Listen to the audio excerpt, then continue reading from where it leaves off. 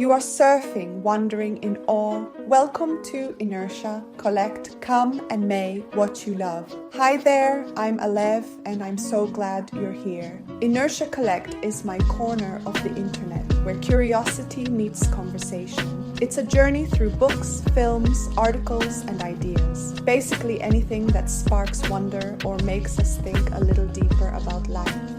And today, our compass points towards an essential and deeply relevant inquiry on flourishing, political economy, and the pursuit of well-being in the polity. This insightful chapter, penned by the brilliant Deva Woodly, comes from the collective wisdom of a political economy of justice, a powerful anthology edited by Danielle Allen, Yochai Benkler, Leah Downey, Rebecca Henderson, and Josh Simons. Deva Woodly offers a compelling reimagining, shifting the focus from mere economic growth to the pursuit of well-being. This isn't a conventional critique of markets or a nostalgic nod to mid-20th century welfare policies.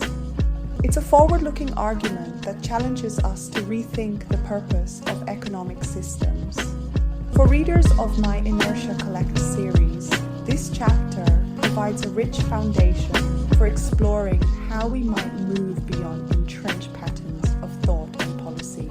Please check out the links in the description for more information about the chapter. Cheers!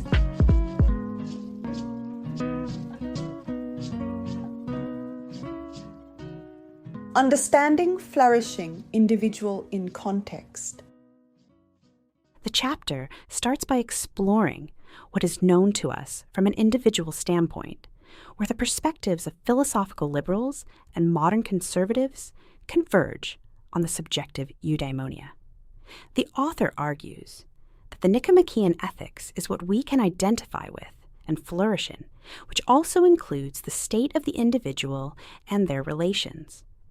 It is not an isolation of moral development, but the development of individuals in areas they pursue. She continues, we cannot look at the isolated individual, but must instead observe the individual in context. That sounds like a pre-apprehension of social psychology in a political sense. I can relate to that personally from my orientation and background, added to my community experience. How I can couple with other experiences, so I can also state my experience within. What do you mean? Well, if I see a group of people who I like to have a group discussion with, and if I am alone with another person, but we both know the group nearby is like us, I'll be motivated to initiate a talk with the other single person sitting aside. Isn't that a flourishing experience for an individual who observes plurality and applies it to themselves? Oh, yeah, I get the motivation. We have a good start here, so I feel motivated to quote from the author. The context of the individual includes the home, family, community, and nation that they are born into, the physical environment that they exist in, and the structural conditions that link them to socially intelligible categories and political history, therefore organizing the consequences of their being in the world. The important artifact, the structural conditions. Let's say you are indeed sitting alone, and you know there are people sitting together. And there is another person sitting alone like you. Could the structural conditioning that links you take a chance? Time to initiate a conversation, which you think might be the right time? Okay, let me try to explain. What could be your initiative to talk to the other person in the room, as best described in your code of social conduct? Well, maybe I like the t-shirt of that person, but it would be awkward if I immediately say something. The structure doesn't look like an imminent response I should give. But maybe he is wearing a sweater on it, which might draw attention and initiate a good compliment. So you are saying that socially intelligible states can also be a structural condition? Maybe, yes. This brings us to what we understand from flourishing. What does flourishing mean? So, let's dive into what flourishing means. We may want to find common ground to better understand what flourishing might be. For that, let's consider Adam Smith's and the prevalent general view of leftist. That is, no society can surely be flourishing and happy, of which the far greater part of the members are poor and miserable. It is but equity, besides, that they who feed, clothe, and lodge the whole body of the people should have such a share of the produce of their own labor as to be themselves tolerably well-fed, clothed, and lodged. Adam Smith, 1977, B1, Chapter 8.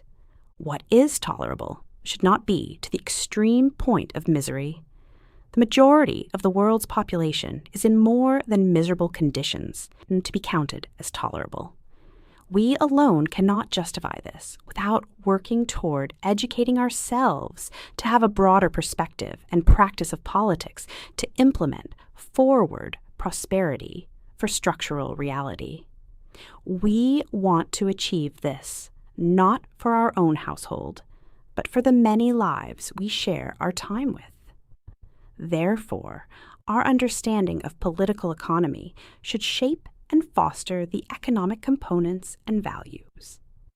This will be more doable if we can understand the nature and function of the economy. With regard to our collective positive experience, our day-to-day social functioning, and positive psychology that enables flourishing, we are more inclined to democratize our lives and times and share our experiences together. Flourishing is not just an individual level, nor is it solely about the accumulation of social functions in an economic context. It is a state where the individual in context has structural characteristics that democratize the subjective and also the individual refinement. To my understanding, subjective experience can be different than individual understanding, while we can share thoughts and emotions that are embodied in individuals with a similar experience. Subjective experience is also more granular than the individual's refined understanding of their experience. It is individual in context. The author, Deva Woodly, denotes that this means we must think of flourishing as a proportion rather than a mean, Setchell, 2019. Happier than them, but more of them are happy. And that a polity's flourishing can only be observed by taking into account what proportion of individuals are flourishing and attending to whether and what demographic and structural characteristics align with flourishing and why. Political despair and false beliefs. In a political framework, on the contrary, doctrines such as the American dream or Western liberal capitalism progress in a way to bamboozle any member of the societal structure. We often think that our misery is a result of our choices and actions. We are starting to think that our conditioned social living states, poor stays poor, and our predetermined conditions remain intact, and therefore we continue to struggle. This results in desperation that we all manifest. Can you give an example? A mother might think her kids won't be able to change their lifestyle as they wish. It could be so apparent to her that their lifestyle is constrained by their structural conditions. Her kids may be educated more than she is, but since they experience generational poverty, they can achieve wealth and function just a little better than they have started.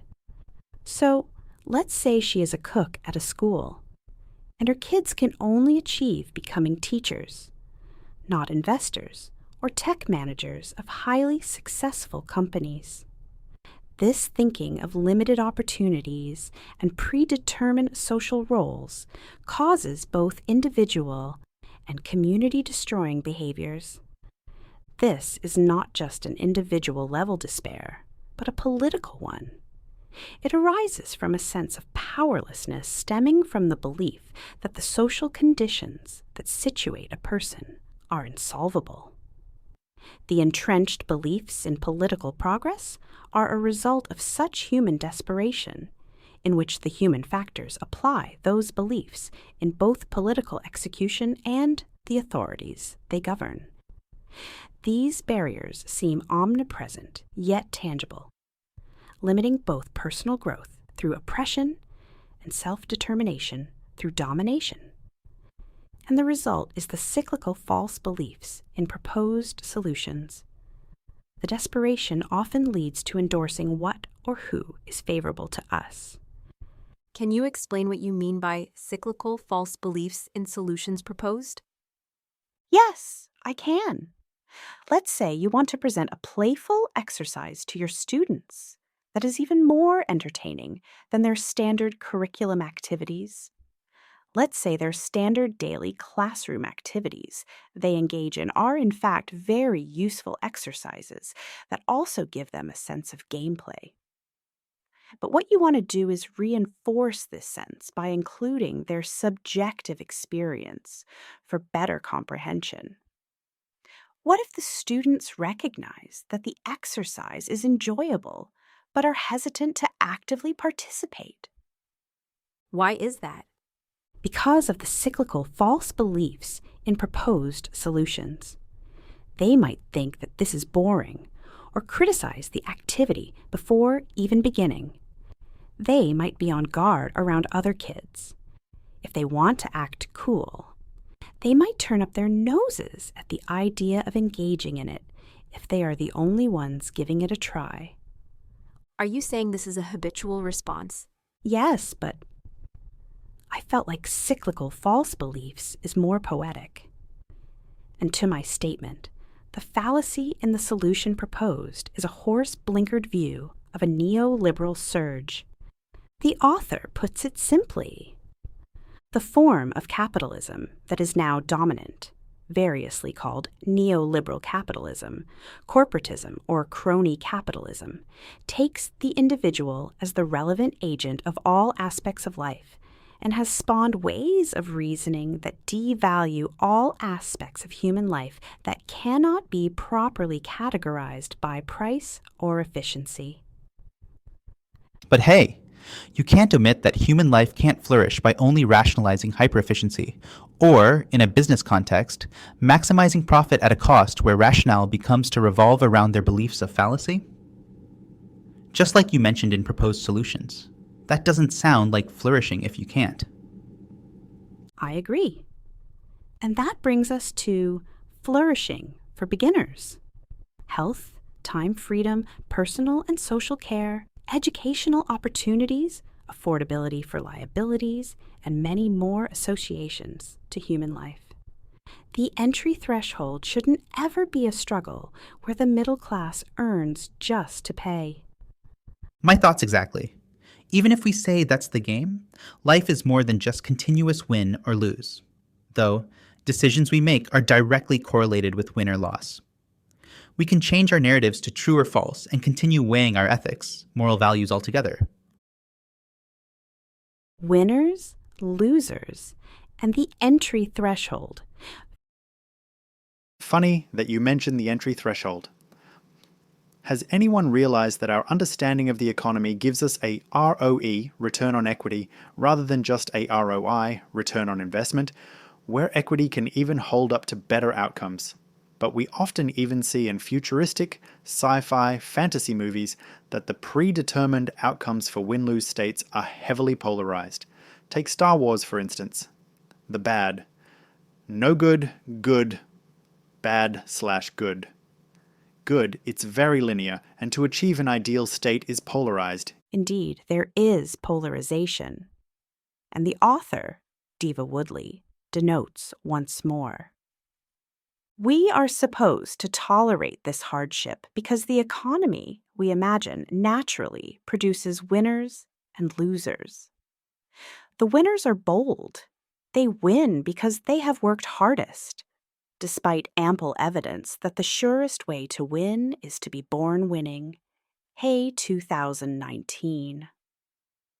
I would argue that if anyone believe or are told that hard workers have more financial gain, it could be better thinking that the entry threshold wasn't a continuous hardship, and people work not only because to gain more as an outcome, but to invent, create for equitable earnings.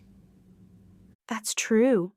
I observe that capital gain is not just for the bigger, better players only, and Deva attributes good points for the economic state. But I want to argue how this chain of attribution makes sense to me.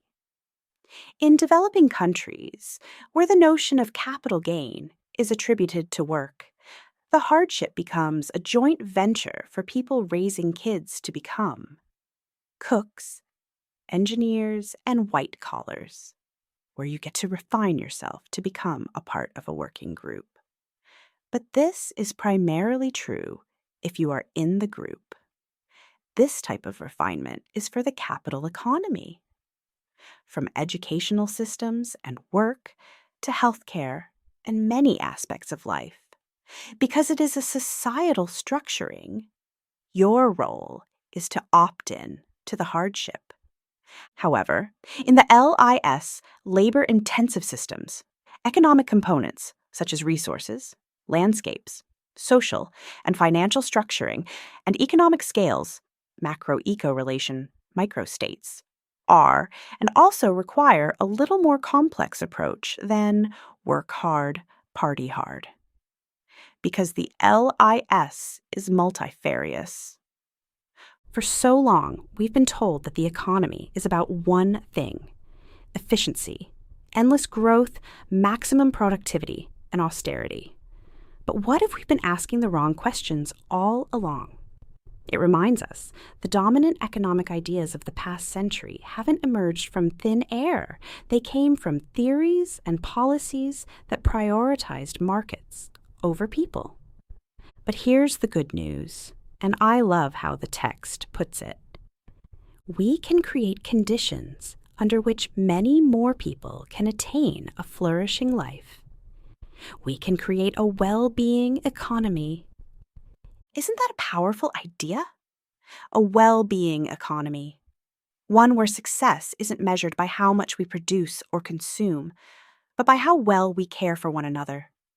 But this change requires something deep. It requires us to change our minds about what counts and what to count. In other words, we have to redefine value. What if we measured the health of an economy not by the stock market, but by how many people have a roof over their heads and enough food to eat? The passage also offers a call to action. Our politics must concern itself with remedying oppression and preventing new forms of domination. This is critical because the economy isn't just numbers and graphs. It's about power, who has it, and who gets left behind. So, I'll leave you with this thought. What would it mean to build an economy that truly starts from the bottom up? From the lived experiences of those who feel its failures the most? Oppression, domination, and the misery of the polis. We often think of autocracy as a pre-existing condition. This applies not only to our social lives, where individuals exist in context, but also to political economy and how we understand it. As a response to past autocracy, Keynesian welfare state policies were introduced as a remedy, yet they didn't fully address the underlying issues, e.g., international limitations. The post-war solutions did not extend to a socio-political welfare model capable of overcoming economic depression. Instead, political economy shifted toward neoliberal politics, inaugurating an arms race in global markets.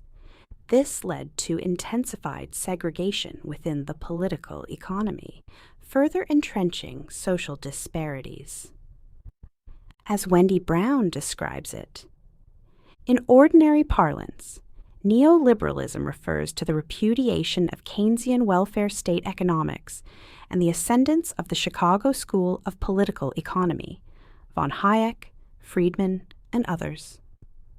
In popular usage, neoliberalism is equated with a radically free market, maximized competition, and free trade achieved through economic deregulation, elimination of tariffs, and a range of monetary and social policies favorable to business and indifferent toward poverty.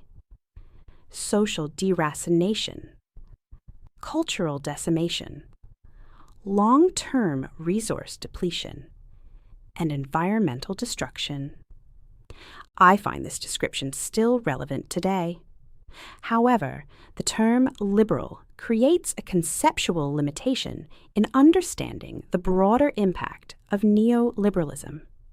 On the other hand, Iris Young's notion of the distributive paradigm critiques the narrow focus of neoliberal thought.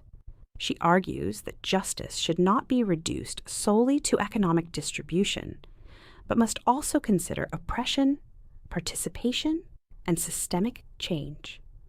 Justice, being intangible and uncertain, mirrors human experience, shaped by context, negotiation, and action. Privileges based on race, gender, and class are central to understanding justice and political engagement. When economic restructuring promises solutions, it can also serve as a scapegoat mechanism, blaming individuals for systemic failures. The issue arises when individuals disengage from diverse perspectives within political and economic frameworks. Excuses and ignorance toward oppression create a harmful belief system where suffering is justified as either an individual's fault or a necessary sacrifice to maintain social hierarchies. Ideas are powerful. They can change everything, yet they are difficult to change. Perhaps, instead of rigid adherence to ideology, we should encourage meditative reflection and second opinions. Amartya Sen articulates this well. In contrast with the utility-based or resource-based lines of thinking, individual advantage is judged in the capability approached by a person's to do things he or she has reason to value. The focus here is on the freedom that a person actually has to do or be that which he or she may value. This resonates deeply. Success within a group depends not only on resources, but also on the emotional and contextual relationship an individual has with their environment. For instance, in a math class, if students associate numbers with personal experiences, such as a sibling's age, they may find learning more engaging and intuitive derived from their personal. Similarly, social and economic inclusion requires meaningful connections beyond stereotypes. If an individual from a financially disadvantaged background seeks to study, learn, or develop creative skills, they should be welcomed regardless of their appearance or status. True inclusion means fostering a sense of belonging and recognizing the value of diverse contributions. In an increasingly heterogeneous world, acknowledging these connections makes us stronger. The capacity to say, I am the only one for me, but I am among many, allows us to expand our sense of community beyond ourselves. Beyond numbers, rethinking progress and justice. We often measure a country's progress with a single number, like gross national product, GNP, as if economic growth alone tells us whether people are thriving. But what if this approach is missing the point? Economist Amartya Sen argues that true well-being isn't about how much we have, but about what we can do with what we have. A person with wealth in a society without health care, education, or safety may be worse off than someone with fewer resources, but greater opportunities. This idea challenges the utilitarian tradition, which tries to fit everything valuable into one measurement of utility, making us blind to deeper inequalities. This connects to Iris Marion Young's critique of traditional justice, which often focuses on fair distribution. Who gets what? Without asking a more important question. Do people have the capability to live well? Sen and Young propose a shift from the distributive paradigm, which treats justice like a math problem, to the liberatory paradigm, which considers the real opportunities and freedoms people have to act, choose, and flourish. It's not just about wealth, it's about whether people have the power to shape their lives. So, where does that leave us? It leaves us with a deeper understanding of justice, one that doesn't stop at individual well-being, but expands our sense of community.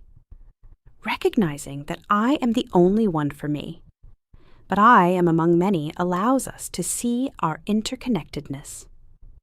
It reminds us that justice isn't just about lifting individuals. It's about creating conditions where we all can thrive, together. The liberatory paradigm is grounded in the real experiences of individuals, rather than abstract, one-size-fits-all principles. Instead of pretending we can assess justice from a neutral, detached standpoint, like an Archimedean point or a veil of ignorance, it acknowledges that different social groups occupy unequal positions in society. Recognizing these systemic patterns of inequality isn't just an added perspective. It's a political necessity for achieving true justice. A Cinderella Story, Capabilities and Access. I would like to provide a slightly more sweet example of political necessities that govern us. This way, we can look at what the text can mean to us and disregard the tension in political surge for now. Think about Cinderella. She is born into a situation where she is not given the same privileges as others. Despite being capable and kind, her stepmother and stepsisters treat her as inferior, limiting her opportunities. She is forced into a position where she cannot claim social goods, such as attending the royal ball, not because she is incapable, but because the structured rules of her environment prevent her from doing so. This reflects a larger truth. While individuals exist as unique and complex beings, the world does not recognize them that way. From birth, people are always in relation to others, shaped by the structures around them. Cinderella's life is not just about her personal abilities. It is about how society determines which opportunities she can access.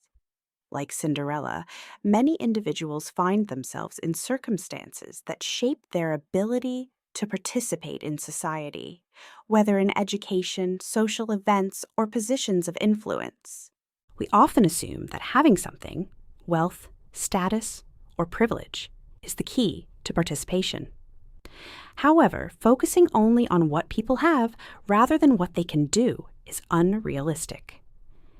In Cinderella's world, the royal ball has a dress code. Even if she has the charm and grace to dance with the prince, without the right attire, she does not belong. Here we see how society places restrictions that go beyond personal ability. Cinderella's fairy godmother changes this by granting her a gown, glass slippers, and a carriage, tools that enable her to navigate the world differently. This illustrates how capabilities are not just about individual talents, but also about access to resources. The story also reveals a broader social and political truth. When dominant ideas no longer help people make sense of their place in the world, societies face instability. Cinderella, despite being the same person before and after the ball, is only valued when she fits into the expected norms of beauty and elegance. Similarly, in real life, when people are judged only by external standards rather than their true potential, the system becomes flawed. Sen's capability approach acknowledges that individuals need more than just talent or intelligence. They need opportunities and resources to exercise their potential. This is like how Cinderella's fairy godmother provides her with a pumpkin carriage, a gown, and glass slippers, giving her access to a world that otherwise would exclude her. Without these, Cinderella remains trapped in a position where she is seen only as a servant, despite having the same qualities as the people at the ball.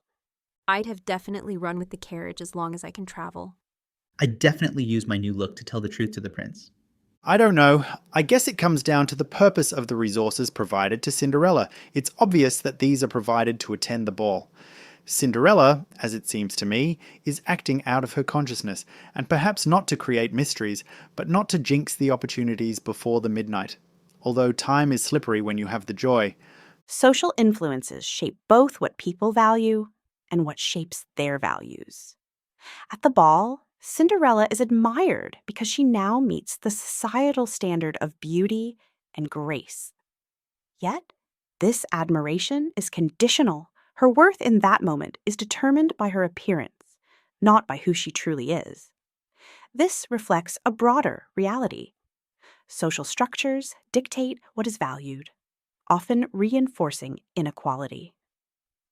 Sen ultimately argues that groups rely on the value judgments of individuals to figure out what is valuable for the group. In other words, societies are shaped by individual perspectives, but those perspectives are also influenced by collective norms. In Cinderella, the prince and guests at the ball assume she belongs because she looks the part, but they fail to recognize that she was the same person before her transformation. This illustrates how dominant identities and rigid classifications can obscure a person's true worth. By using Cinderella as an example, we see that individuals are not just defined by what they own, but by their potential. However, social structures can either limit or enhance their ability to realize that potential. The fairy godmother's intervention is a metaphor for how access to opportunities, education, financial support, or social inclusion can transform lives. Society must recognize not only what people have, but also what they can do, ensuring that everyone, regardless of their starting position, has the chance to thrive.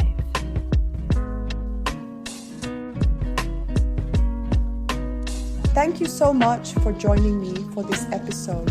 I genuinely hope our time together has offered you a valuable opportunity, a quiet space to wonder about new possibilities, a moment to think deeply on the topics we discussed, and the motivation to apply a better, clearer vision to your own life and the world around you. We're all in this journey together, and your perspective matters. Go out there and have a truly wonderful and reflective day.